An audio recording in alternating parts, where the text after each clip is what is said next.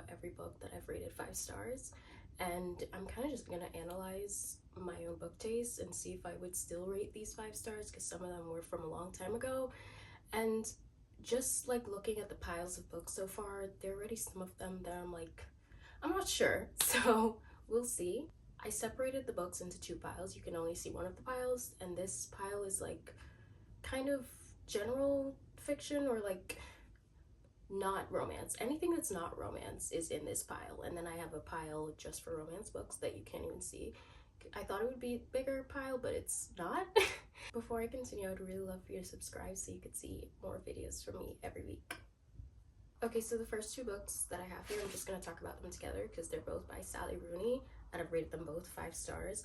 Honestly, so normal people, I feel like I probably wouldn't rate this 5 stars. Like, I would probably rate it 4.5 or something, which isn't that far off, but I like this one more. I actually like this one a lot more, but I read this one first. And also, I've watched the show of this, and I think watching the show has like rotted my brain, and it's ruined this book for me a little bit. A lot of people can't relate, but I really hated the show, and then it makes me like, it made me think, did I really like that book this much if I hate the show this much? So yeah, honestly, I don't know. But Sally Rooney's writing is always amazing to me. The ability to relate to a book sometimes is just like 5 stars instantly. But I don't actually know. Maybe I will reread it soon and I find out if I'll rate this 5 stars again. But Conversations with Friends, I actually really love this, and I think there's a show for this too, and I specifically said I am not going to watch the show because I don't want to ruin it for myself. So there's literally a sticker on here that says a whole series. I'm not watching that. I overall just found this one more interesting than normal people. So yeah, I think I would still rate this 5 stars, and I would love to reread Sally Rooney's books because I love her writing a lot, and she hasn't been out with something new in a while. So the first romance book I have in the pile is Archer's Voice. I think, yeah, I would still rate this 5 stars, and I would definitely recommend it because I remember like at first when I was reading it, it was like, okay, this is nice, it's cute, whatever. But towards the ending, it all just gets so emotional, and unexpected things happen, and I don't know, that's just definitely not what I expected from this. I didn't expect it to be so emotional. So yes, I would still rate this 5 stars. Days at the Murasaki Bookshop. First of all, this is such a tiny book. You can't lose anything from reading something that's like it's literally under 150 pages. 147 pages. You can't lose anything from reading this. And I feel like there were a lot of subtle life lessons in this book. It was great. I really enjoyed it. It was really quick. You could literally sit down and read this in one day. I would still rate this 5 stars. Before We Were Strangers by Renee Carlino, I talk about this book a lot. I literally don't even have that many book videos on my channel, and I think I've managed to talk about this book in every one of them. I would definitely still rate this 5 stars. This is probably my Roman Empire. I think about this a lot. I read this like unintentionally in one sitting. Like within 4 hours I was done this book. I remember being on my couch and I was sobbing. But I don't know if everyone would feel that strongly about it, but it's still good. I think people could enjoy this in a normal way. I feel very passionately about it. This isn't even 5 stars. This is probably like 6 stars for me. A Certain Hunger. This book is it's not for everyone. First of all, I'm not really going to talk about what these books are about because I love to go into books blind, and I want to give everyone that option too. But for this, I feel like you kind of have to know if you can handle it or not. But it's about a woman who has these lovers and she kills them, and then she performs cannibalism. Yeah, that's all I'm gonna say. I think it's written really well, and I think it does this thing where it just like slowly gets so much more unhinged as you read on. It's also pretty short. What I find so interesting about this is like there are these like random quotes that's just like anyone can relate to this, but it's also this woman who's performing cannibalism. Like she's insane, but she's saying relatable things. I don't know. I also want to talk about this one right after because I read these books back to back. I don't remember which order, but I did read these books back to back. We Do What We Do in the Dark by Michelle Hart. This one is very, like, nothing crazy like that one happens, but it's very mundane. And again, I just have so many like underlined things in this. I also got through this really quick. To me, that's like the best sign that I'm enjoying a book, because I don't have the discipline to sit down and read a book that I do not like, that I'm not enjoying it. If I'm sitting down and reading through a book, it's because I'm loving it. So One True Loves by Taylor Jenkins Reid. This book is very like, it's just such a classic like love story. It's pretty maybe unrealistic but again, lots of life lessons, lots of things that I underlined, and I would probably still rate this 5 stars because I was pretty emotional while I was reading it. Kim Ji-young, born 1982. I remember this is also a really short one, and this explores like the pressures women face in South Korea, and I feel like it's such an important topic for everyone everywhere, and I felt like I could unfortunately relate to so many parts. Definitely would give this 5 stars at probably any point in my life reading this. South of the Border, West of the Sun by Haruki Murakami. This is a book that I read a very, very, very, very long time ago. And I actually kind of credit this book as one of the books that got me into reading, because I remember just kind of slowly going through it and I was like, okay, yeah, this is good, this is interesting. But then we got somewhere to the end and I was like, wait, what?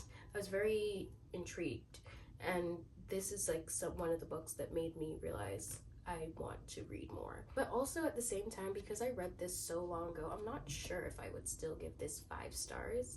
And this is one of the books that I really want to reread soon, just to see how much my taste has changed and if I would still actually give this 5 stars. But I feel like if anything, I wouldn't give it anything lower than a 4, because I do remember it still being really good. The 7-Year Slip, I read this very recently, and of course I would still give it, literally like a week ago, I would still give this 5 stars. I feel like it's one of those romance books. Sometimes I want a romance book that's just like feel good, no emotion, no baggage, and that's like Lynn Painter is really good for that kind of stuff.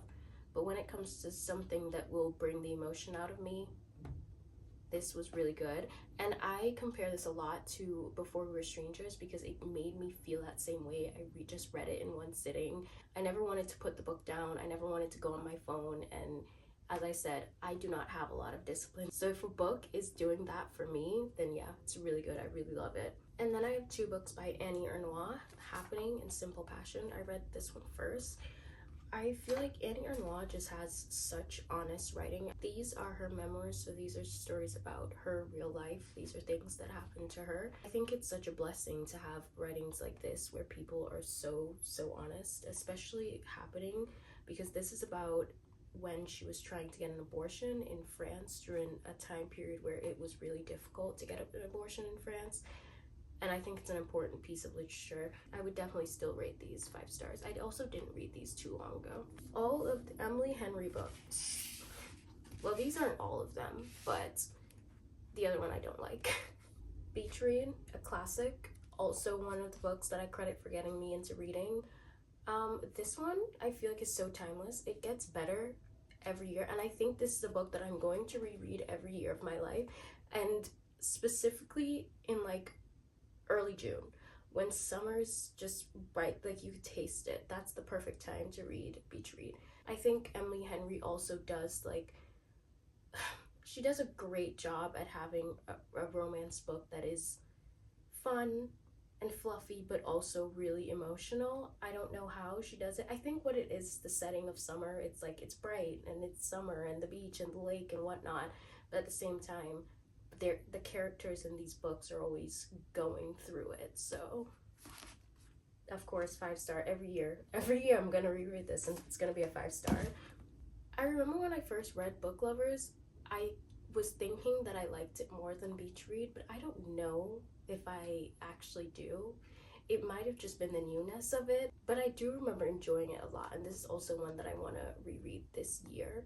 And I'm pretty sure I would still rate it 5 stars, but at the same time, actually no, Beach Read is like a 6 star, and then this would be a 5 stars. And then Happy Place, I remember I read Happy Place right after I read Beach Read. It was such an amazing time to just be reading Emily Henry books. The characters, you get to go deeper into who they are and their own insecurities and everything. It has the basic tropes of romance books, and you never think that they would get any deeper than that, but Emily Henry has a way of going deeper, because this one is like fake dating. And if you think fake dating, you would think it's like a rom-com. It's cute and fun, but the depth of these characters, and it made me cry a couple times. They're very emotional, and I love books that are emotional. I remember on Storygraph, every time I look at my like moods for the books, emotional is always the biggest one. So that's what I like in books. Of course, 5 stars. Cleopatra and Frankenstein, I enjoy books with unlikable characters, and I enjoy books that aren't afraid to explore very unlikable traits about people and just, I don't know, have characters that piss people off. That's what I like about a book, because I feel like sometimes people are afraid to write characters like that, and I think it might be a little bit more difficult, and I commend anyone who could do it well.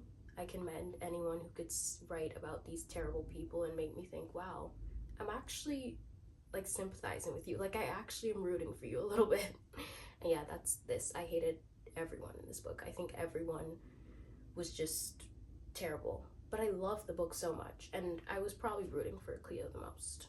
I would still rate this 5 stars for sure. Happy Hour, I noticed a trend. A lot of these books are actually based in New York. But anyway, this book was really fun. It's one of those books that like people should read in their 20s, well, like early 20s. I think it would be really enjoyable, and I feel like it kind of reads like a memoir, and it's because it's about this girl who writes down literally everything that happens to her. So a lot of this is like her diary entries. I underlined so much in this book too, and it also goes by so quick. I want to die, but I want to eat tteokbokki. The title of this book is actually insane. This book is basically the author's therapy transcripts like turned into a book, and I know a lot of people said that this book was too repetitive, but that's literally what therapy is. Like, you don't go to therapy and talk about something once and just that's it, like you're healed. That's not how it goes. You have to revisit those topics a lot. At the time, I probably just needed some therapy. And I could relate to a lot of the author's insecurities, and it was just like a lot of this I needed to hear to myself. Yeah, I think for this one it's just a matter of like I related to it a lot. Sorrow and Bliss by Mike Mason. This will always be a 5-star read for me. This is one of my favorite books of all time. I relate to the main character. Well, not anymore. But I related to her once way too much. So yeah, it's not for everyone, but I think it's amazing, and I love the writing. Lots of highlights in this one. Open Water, I remember reading this, and it felt so poetic. It's such a beautiful love story. I would rate this 5 stars no matter what. I actually really want to read. I think this author came out with a new book recently, and I really want to read that one too, because the writing is just phenomenal. I will say that this is one of those books that I probably don't think about as much. Now that I'm like holding it, I kind of want to reread it. Every Summer After by Carly Fortune. I read this recently too. And again, it's one of those romances where not everything is just like all well in the world. And the main characters have things that they need to work through. And I think that's my favorite type of romance, when they just have too much going on. This is another book that I feel like a lot of people don't like because the characters aren't perfect and they do some messed up things, but I loved it because that's just real life. People aren't perfect. Not saying that I condone anything that was done in that book.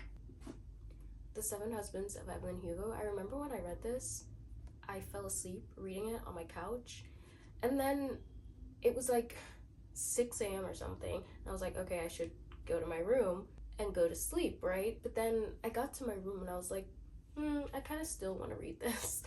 And I just ended up reading it all morning and just finishing it in one sitting. And I feel like Taylor Jenkins Reid is the same as Emily Henry, where they have these like timeless books that like 50 years from now, I would probably still recommend them, and I think people are still going to be enjoying them a lot. I don't think all authors have that ability. The Song of Achilles, I remember being so scared of reading this. It's unlike anything I've ever read, and I don't think I've ever read anything like this after this one. And I remember thinking, oh, I'm gonna take forever to finish this. I'm not gonna be that interested. But it was actually the opposite. I was very intrigued. I read this in like 2 days, and I remember finding it very beautiful. The writing was great, and I cried a little bit at the end. Books that make me cry will get 5 stars. And I think this one really deserved it. I have some books that I don't have physical copies of with me here. It happened one summer. I don't even know who wrote that. Tessa Bailey, I think. I don't know if I would still give it 5 stars. Maybe like a 4. It was very enjoyable, it was fun, but there's not much to it, you know? It's just like, it's a good beach read, it's a good summer read. And the reason that I actually don't have it is because I left a lot of my books in storage, and I only brought back the ones that mean the most to me. So the fact that it's not here kind of says something.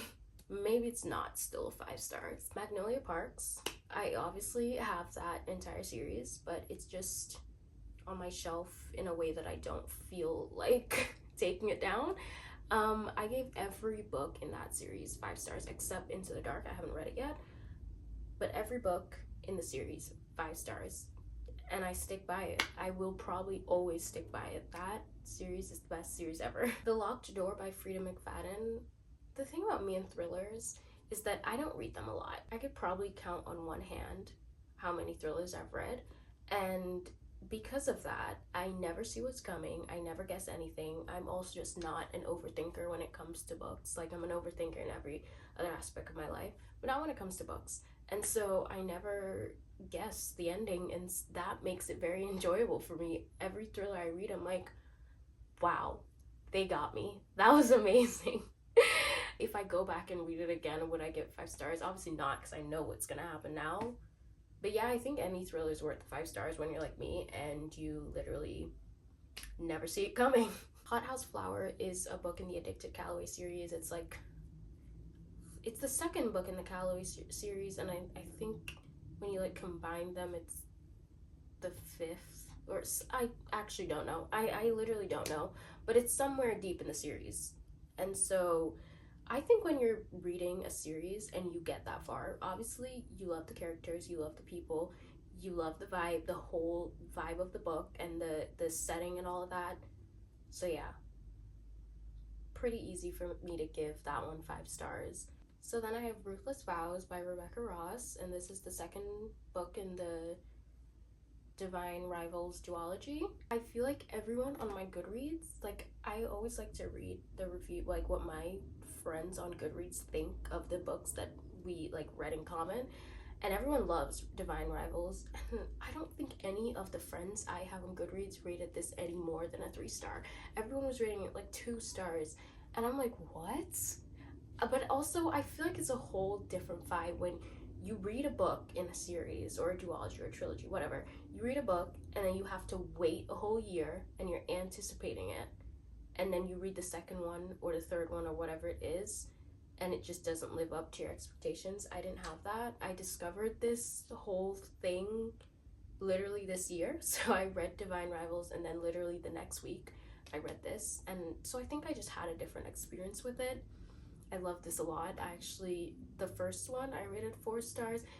No, 4.75, which is still a lot. I think I just needed time to get into it and get into the world, and I'm also not that big on fantasy. So when they were talking about the myths and all that, I was kind of like, I don't know. But obviously after being completely into it and into the world, none of that was slowing me down. So this was just so amazing to me. I'm Glad My Mom Died by Jeanette McCurdy. 100% yes, still 5 star. I think everyone should read this, especially if you're someone who grew up watching iCarly and you're like older now and wiser now. Like, reading this would just, it's so important to pop culture, I feel like, especially if you were an iCarly fan. Also, the way that this was written, it's such like hard topics, and like it's so heartbreaking, but at the same time she has this like comedic relief to her writing, and it's not talked about enough. She did that very well. I also heard that the audiobook for this is really good. She narrates it, and even though I've read it completely, I really want to listen to the audiobook. The fact that I even want to like reread it and hear the story all over again, even though it was so heartbreaking, yes, still 100% 5 stars. So now I just have a pile of books that I did rate 5 stars, but I'm not sure if I would still stand by it. The first one is The Lost Daughter by Elena Ferrante. It's very eerie and kind of like weird, and I don't know if that's my thing anymore.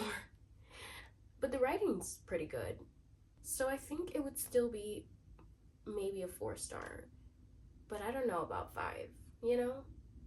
5 is a strong thing to give out, so I don't know. Acts of Service, I remember enjoying this a lot at the time, and I was like flying through it, really having a good time reading this, but then I just never thought about it again. Like, how great can it be if you never think about it again? You know what I mean? The Bodyguard by Catherine Stenner, it was very enjoyable. It made me feel really nice and fun at the time. I sometimes even forget that I read it. It was really good, and I feel like I would rate this, like if I read this now, I feel like I would rate it 4. The thing about these is that even though I don't know if I would still rate them 5 stars, I feel like I would still rate them pretty highly, so that's a good thing. There's no book here that I'm like, oh my god, I can't believe I rated this 5 stars, like this is actually a 1-star book. There's no book here that is like that, but I also feel like I need to stop giving out so many 5 stars. The Inheritance Games, I remember really enjoying this, but the reason why I don't know if it's really a 5-star for me is because I have no desire to continue the series. Like none. 0. Not even a little bit. And I was actually thinking of unhauling this book just because I'm not going to continue the series. I don't know why. I was just like, does this end on a cliffhanger? Literally, I don't remember. That is the thing that confuses me. Is this really a 5 stars if I don't even want to continue on, see what happens? I don't know, but I did at the time enjoy it and give it 5 stars, so. And the last book, is this the last one? Yeah, the last book I have is None of This Is True by Lisa Jewell. This is a thriller, mystery thriller type thing, and I really did enjoy this. And this is a book that actually kept me up at night. Like, I was like, I'm just gonna read a couple chapters to go to sleep, and I ended up staying awake until like 4 a.m. reading this. I was clearly enjoying it and eating it up, but the more that I think about the ending, I'm like, nothing happened. Nothing happened. Nothing happened. Josie's husband, I feel like he was very questionable, and it was like kind of looked over. The more that I think about it, the more like I'm like, it was good, don't get me wrong, but 5 stars? Alright, so those are all the books that I've rated 5 stars in the past, and I think the good thing is that I would still rate a lot of these 5 stars, or if not, I would still rate them very highly, so that's great. If you enjoyed this video, please give it a like, and please subscribe so you can get new videos every week, and I'll see you soon. Bye!